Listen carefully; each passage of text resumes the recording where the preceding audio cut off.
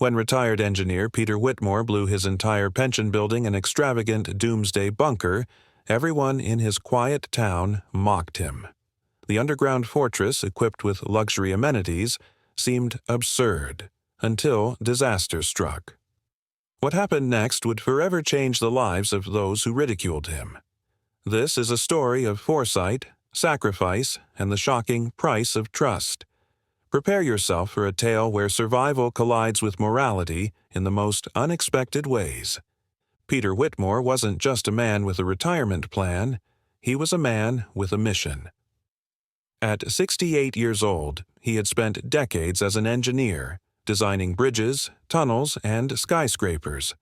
His work had been his life, and after losing his wife to cancer 10 years earlier, it was the only thing that gave him purpose.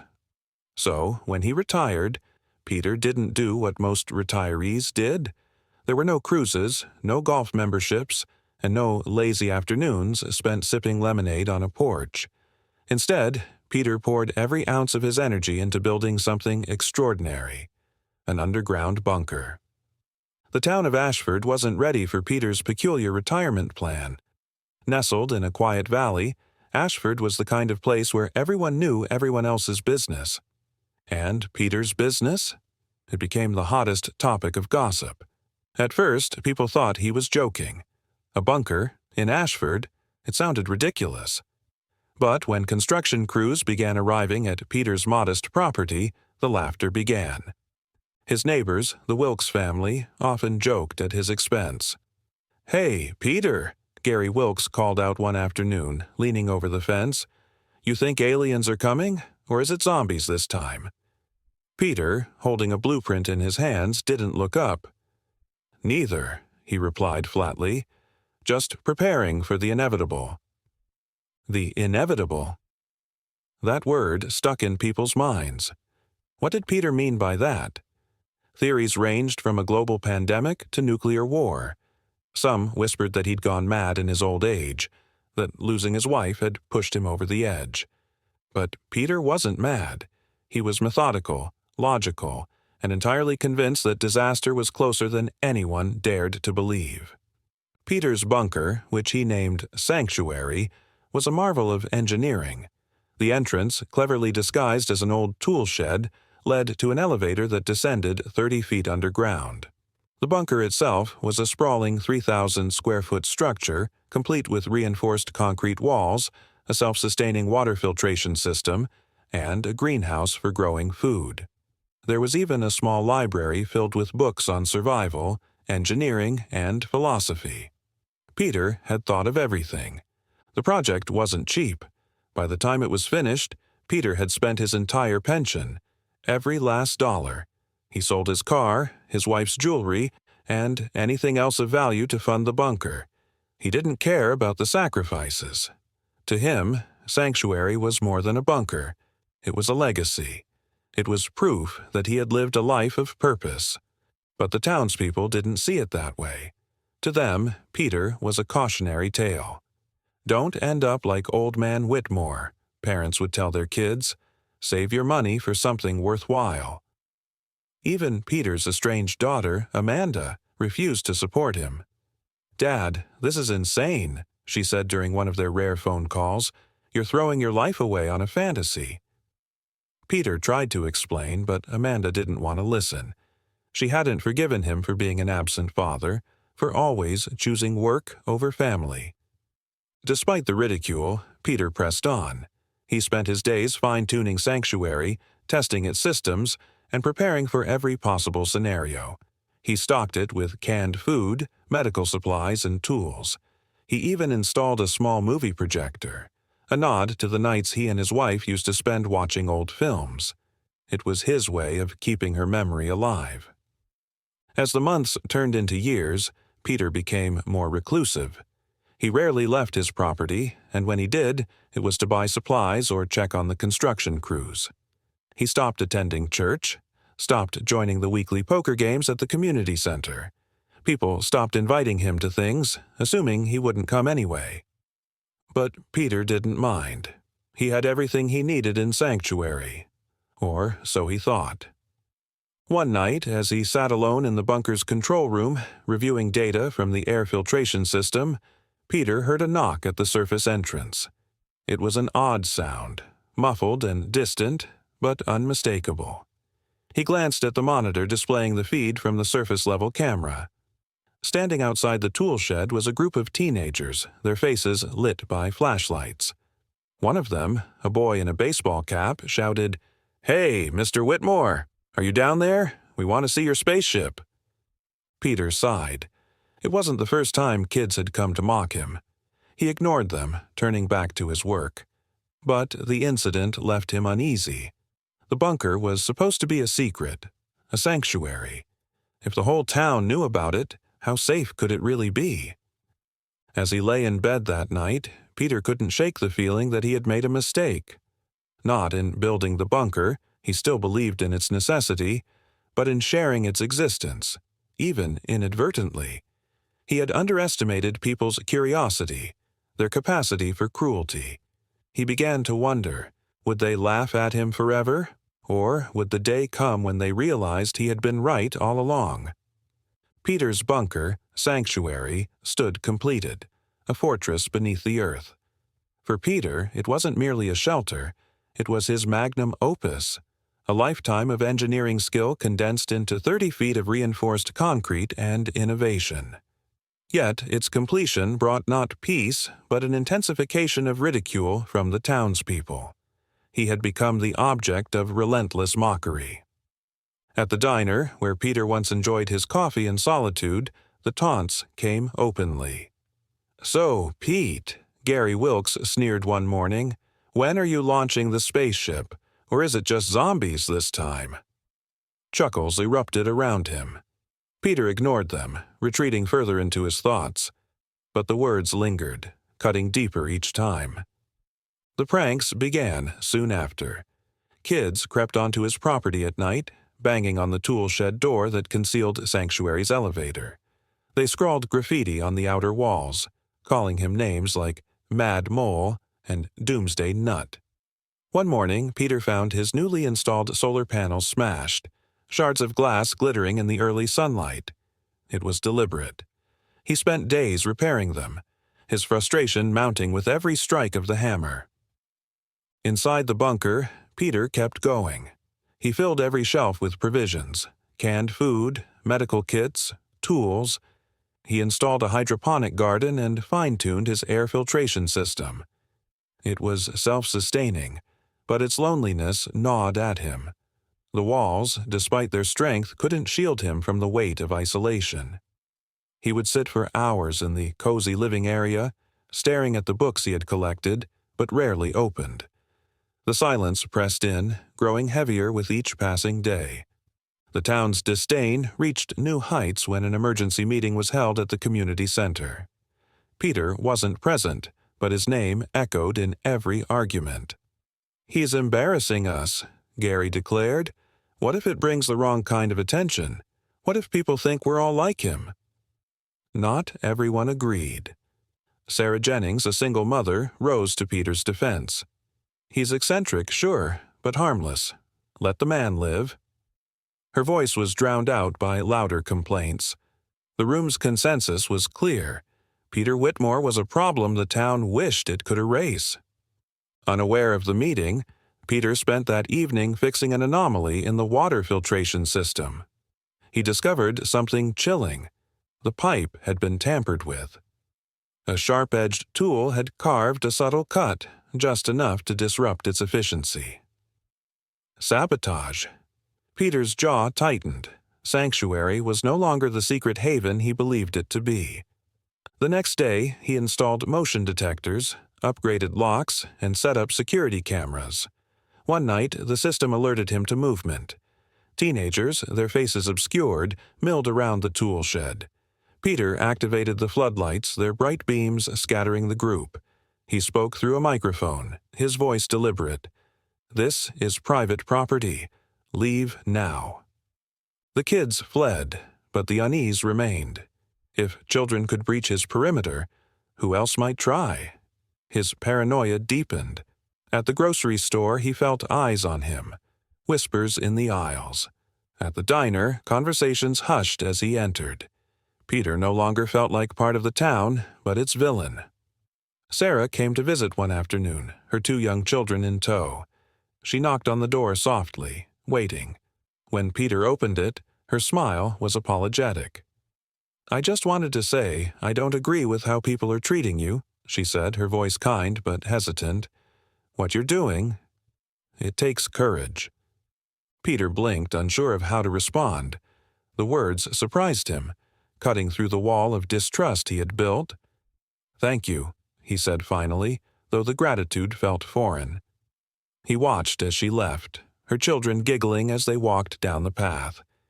The visit left him conflicted, comforted by her kindness but burdened by the reality that she was an exception in a sea of derision. He began to question himself. Was he preparing for the collapse of the world, or had he already isolated himself from it?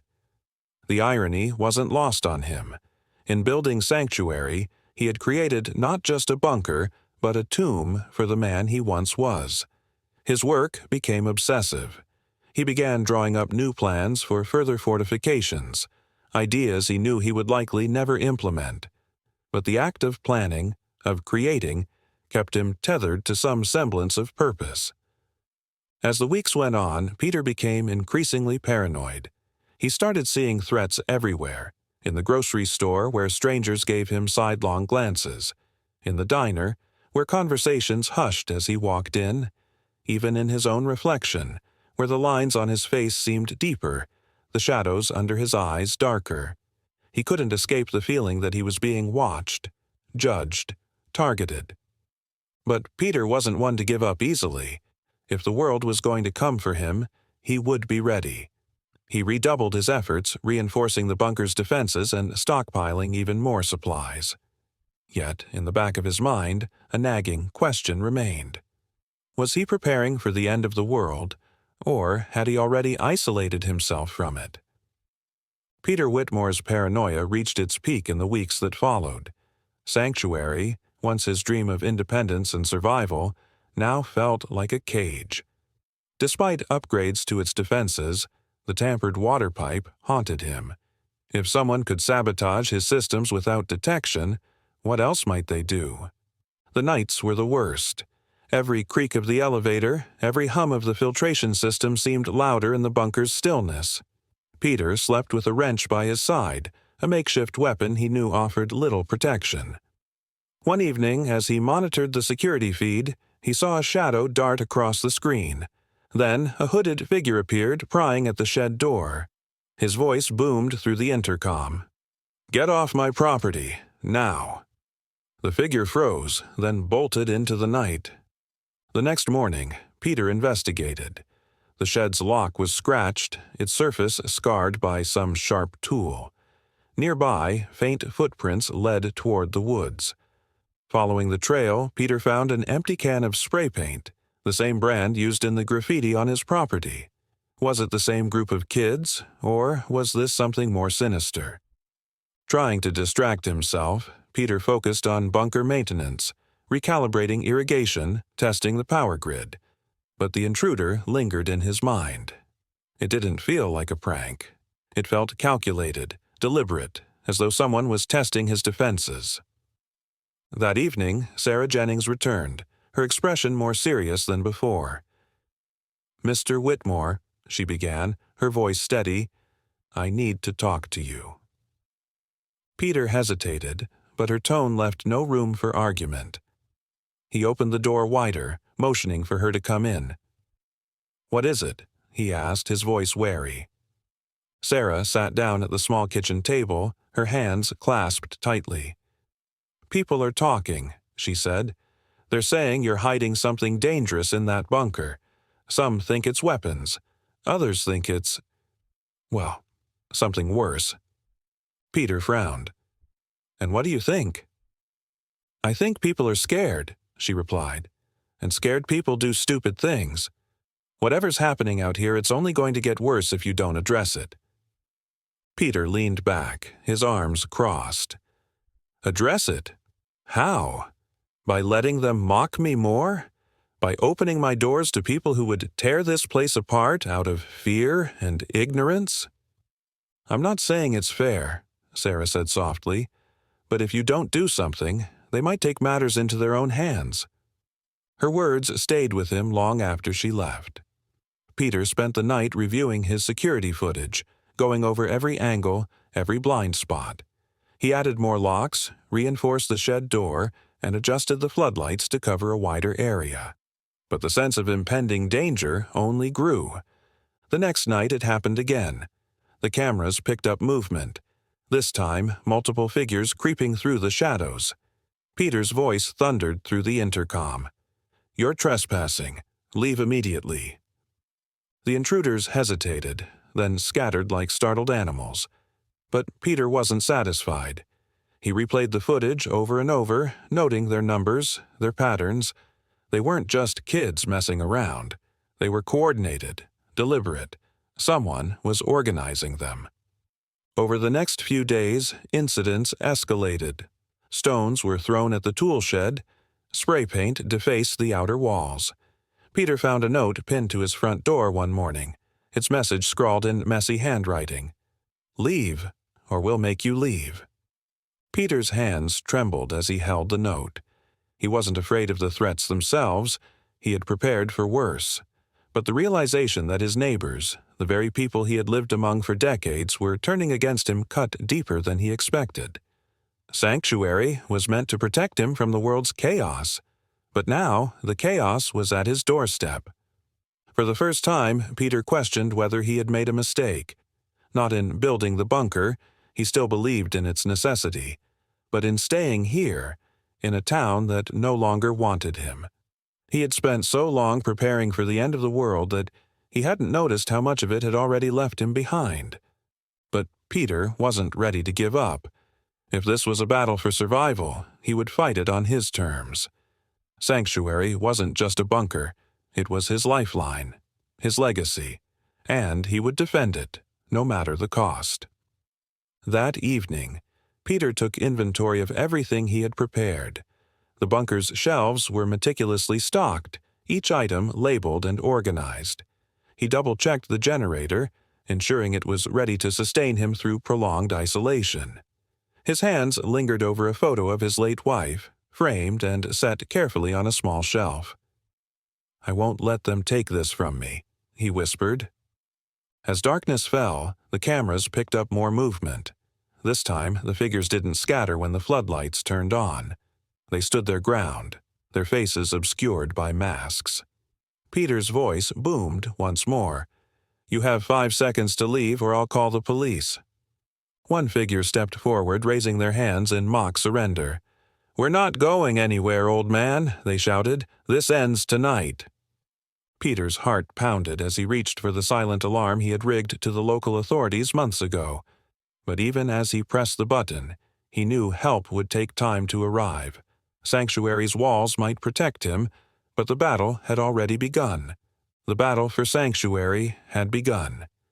As Peter Whitmore waited for help to arrive, the masked intruders outside showed no signs of retreating. They began throwing rocks, shattering the floodlights, and cutting power to the exterior cameras. One by one, the screens in Peter's control room went black. His heart pounded as the chaos outside grew louder. Time was running out. And Peter grabbed his radio and tuned it to the police frequency. "This is Peter Whitmore at 47 Evergreen Lane," he said, his voice steady but urgent. "I have intruders on my property trying to break into my shelter. I need immediate assistance." The response was delayed. When it came, it offered little comfort. "Mr. Whitmore, a patrol unit is on its way, but it might take some time." Time was the one thing Peter didn't have. Outside, the attackers hammered at the shed door that concealed the elevator to Sanctuary. The door was reinforced, but Peter knew it wasn't indestructible. He activated the bunker's floodlights, momentarily blinding the intruders, but they adapted quickly, shielding their eyes and continuing their assault. Peter toggled the loudspeaker. "This isn't just a bunker, it's a fortress. Leave now, or you won't like what happens next." His bluff didn't work. The group only grew more enraged. "We know what you're hiding," one of them shouted. The words stung more than Peter expected. He wasn't hiding anything, just his own refuge from a world he no longer trusted. The shed door groaned under the strain of a crowbar. Peter activated the elevator's lockdown sequence, sealing the only entrance to the bunker. The mechanism clunked into place, locking the attackers out, for now. But their shouts grew louder. "We'll smoke you out," one of them yelled. Peter's stomach dropped as he realized their intent. Outside, the intruders gathered debris and set it ablaze. Smoke began rising, creeping toward the shed. Peter quickly sealed the air vents, engaging the filtration system to prevent smoke from entering. The system worked, but at a cost. With the vents closed, oxygen levels would deplete faster. Peter's mind raced for solutions. Suddenly, the radio crackled to life. "Mr. Whitmore, this is Officer Daniels. We're approaching your property now. What's your status?" "They've set a fire," Peter replied urgently. "They're trying to force me out. You need to act fast." Sirens blared in the distance, growing louder.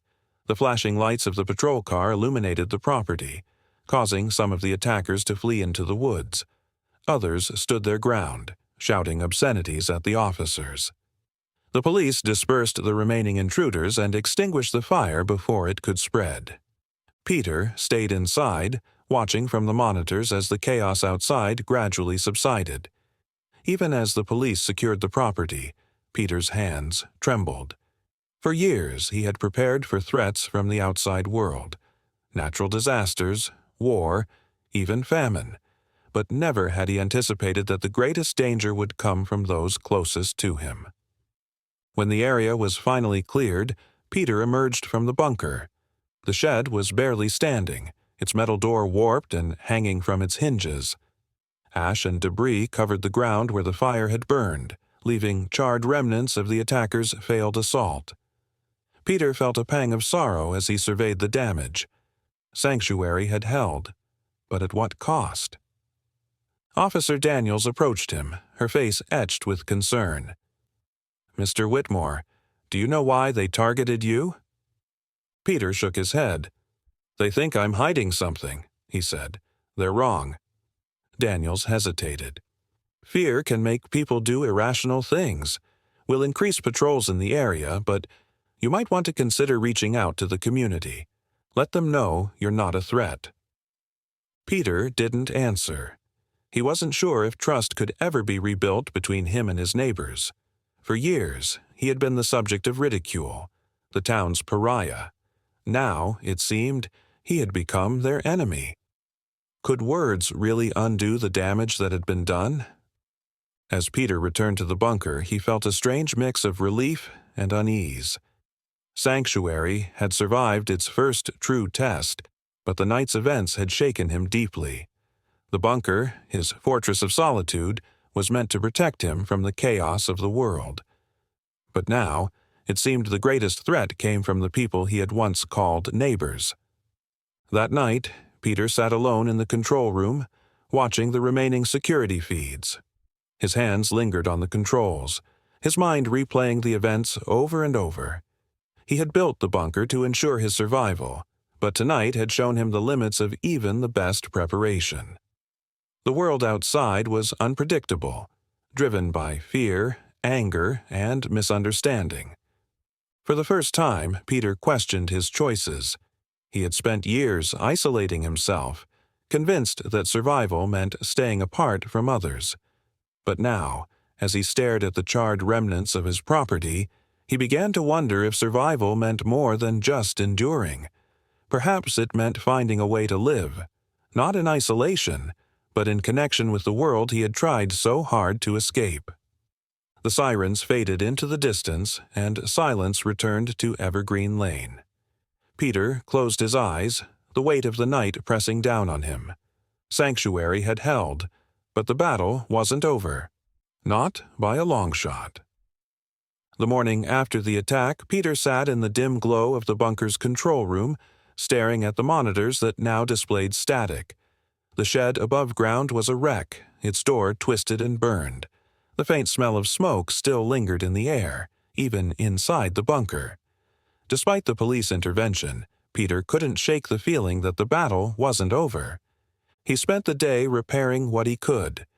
The exterior cameras were beyond a quick fix, leaving him blind to potential threats.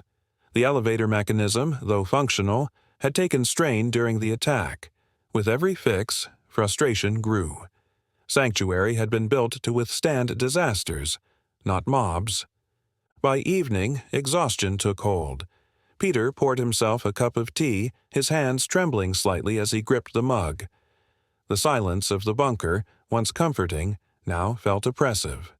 For years, Peter had dreamed of this solitude, of escaping the chaos above ground.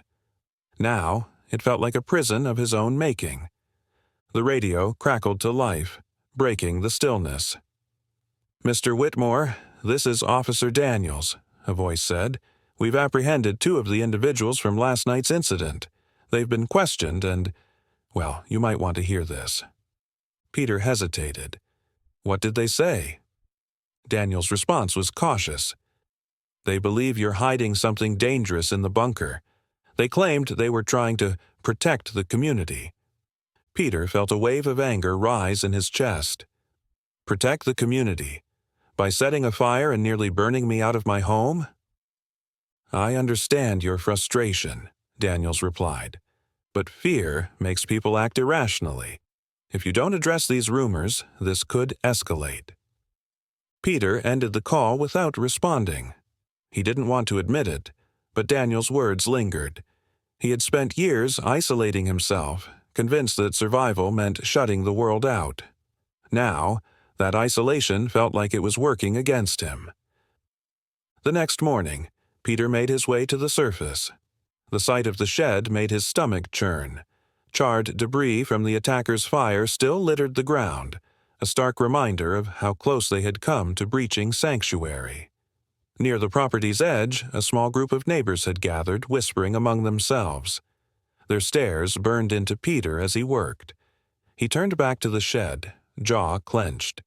He had to decide: remain isolated or confront the rumors head-on. By noon, Peter had made his decision. He repaired the shed door and cleared the debris. From the bunker, he retrieved tools and installed an intercom at the entrance. If people wanted answers, they could ask, but on his terms. Word spread quickly. By evening, a few brave townspeople approached, their curiosity outweighing their fear. Peter watched them from a hidden camera as they debated among themselves. "Do you think he'll actually talk to us?" one asked. "I don't know," another replied, "but we need to know if he's a threat." Peter pressed the intercom button. "What do you want?" he asked, his voice firm but not unkind. The group startled. One of them, a man Peter vaguely recognized as a shop owner, stepped forward. "We want to understand," he said. "People think you're hiding something dangerous. If that's not true, then tell us." Peter hesitated, his finger hovering over the button. For so long, he had avoided these conversations, convinced his actions needed no explanation. But now, staring at the damaged shed, he wondered if transparency might be his only way forward. "I'm not hiding anything dangerous," Peter finally said. "This bunker is my home. It's designed to keep me safe, nothing more." "Then why all the secrecy?" the shop owner pressed. Peter sighed. "The world is unpredictable. This place is my insurance, my way to survive if everything falls apart." The group murmured among themselves, their expressions a mix of skepticism and understanding. A younger woman stepped forward. "We don't want to be your enemy, Peter, but you have to see how this looks to us." Peter nodded slowly. "I understand. I'm not a threat to anyone. All I ask is that you respect my space." The group dispersed shortly after.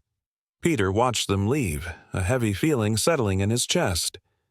He had taken the first step toward mending the divide, but he knew it wouldn't be enough to change everyone's minds. That night, as Peter sat in the control room, he reflected on the day's events. The monitors flickered with repaired feeds, offering a small sense of accomplishment. Sanctuary felt different now. Not just a refuge, but a fragile bridge between him and the world he had worked so hard to escape. For years he had built walls, both physical and emotional, believing they were his salvation. Now, he wondered if those walls were what had trapped him. The faint hum of the filtration system filled the air as Peter leaned back in his chair. He realized that survival might not only mean enduring alone. Perhaps it also meant finding a way to coexist. The question was, could he trust the world outside enough to try? As the hours ticked by, Peter closed his eyes, letting exhaustion take over. Sanctuary had held for now, but he knew the path forward was uncertain. In the quiet of the bunker, a thought lingered. Maybe survival wasn't just about staying alive, but about living with purpose. And maybe, just maybe, with others. Peter Whitmore woke up to the steady hum of Sanctuary's air filtration system. The events of the past days had left him drained, but the weight on his chest wasn't just exhaustion. It was uncertainty. For years, Peter had believed isolation was the only path to survival. Yet now, his fortress felt less like a refuge and more like a prison. The attacks, the fear, and the division between him and his neighbors had shaken his conviction. The quiet of the morning was interrupted by movement outside the shed. Peter's heart raced as he checked the monitors, half expecting another mob. Instead, he saw Sarah Jennings standing there, a small basket in her hands. Her expression was hesitant but calm. Peter pressed the intercom button, his voice echoing outside. "What do you want?" Sarah glanced at the camera. "I just want to talk, Peter. Please, can I come in?" For a long moment, Peter didn't respond. Letting someone into Sanctuary went against everything he had built, but Sarah had defended him at the town meeting and had visited before without malice. Against his instincts, Peter unlocked the elevator. A few minutes later, Sarah stepped inside, her eyes scanning the utilitarian space of the bunker. "It's impressive," she said softly, setting the basket on the table. "I brought bread and preserves. Thought you might like something homemade." Peter hesitated before pouring tea for both of them. It had been years since he'd had a guest, and the act of sharing his space felt foreign. They sat in silence for a moment before Sarah spoke. "You've built something remarkable here," she said, "but you have to see how it looks to the rest of us. People don't understand what you're doing, Peter. And what people don't understand, they fear." Peter's face hardened. "They nearly burned me out of my home, Sarah. That's more than fear. That's hostility." Sarah nodded. "I know, and I'm not excusing it. But fear makes people act irrationally. They think you're hiding something dangerous because they can't imagine why someone would choose to live like this." Peter sighed, his gaze shifting to the monitors. "I built this place to stay in control. The world is chaotic, unpredictable. This bunker is my way of surviving when everything else falls apart." "But the world hasn't fallen apart," Sarah pointed out gently. "And by isolating yourself, you've made yourself a target. The more you push people away, the more they'll fear you. Fear breeds conflict." Peter didn't respond immediately. Her words cut deeper than he wanted to admit. He had spent so long fortifying himself against the world that he hadn't realized he was fortifying the world against him. Was survival worth it if it meant living in constant conflict? After a long pause, Peter asked, "What do you suggest I do?" "Start by opening up, even just a little," Sarah said. "Let people see you as a person, not a mystery. Show them you're not a threat." Peter scoffed. "You think that'll magically fix everything?" Sarah shook her head. "No, but it's a start. If people see who you are, not who they imagine you to be, it might change things." Sarah left shortly after, leaving Peter with her words, and her basket of bread and preserves. For hours he paced the bunker, wrestling with her suggestion. Letting people in felt like dismantling everything Sanctuary stood for. Yet the alternative, living in constant fear of the next attack, seemed equally unbearable. The next morning, Peter made a decision. He emerged from the bunker and began cleaning the remnants of the fire. As he worked, curious neighbors gathered at a distance, watching silently. This time, Peter didn't ignore them. Instead, he set up a small table near the property's edge, placing a few items from the bunker on display: non-perishable food, tools, and a solar-powered radio. By noon, a few townspeople approached hesitantly. Peter greeted them with a nod. "This is what I've been working on," he said simply. "I built this place to survive, not to harm anyone." The group listened as Peter explained the purpose of Sanctuary. He talked about his engineering background, his late wife's illness, and his desire to create something that would outlast the chaos of the world. For the first time, Peter felt a sense of connection, not as an outsider, but as part of the community. In the weeks that followed, the tension between Peter and the town began to ease. Neighbors stopped by occasionally, some bringing supplies, others simply curious to learn more.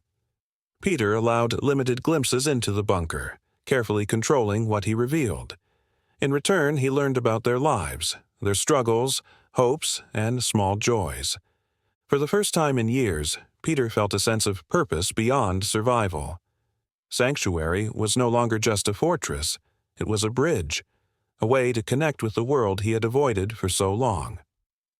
One evening, as Peter sat in the control room, sipping tea and watching the monitors, he realized something profound had shifted. The bunker still provided safety, but it no longer felt like a prison. The walls that had once separated him from the world now symbolized a connection he had never expected to find. The world was still unpredictable, still chaotic. But Peter no longer feared it. He had found a way to survive, not just physically, but emotionally. For the first time in years, Peter felt truly alive.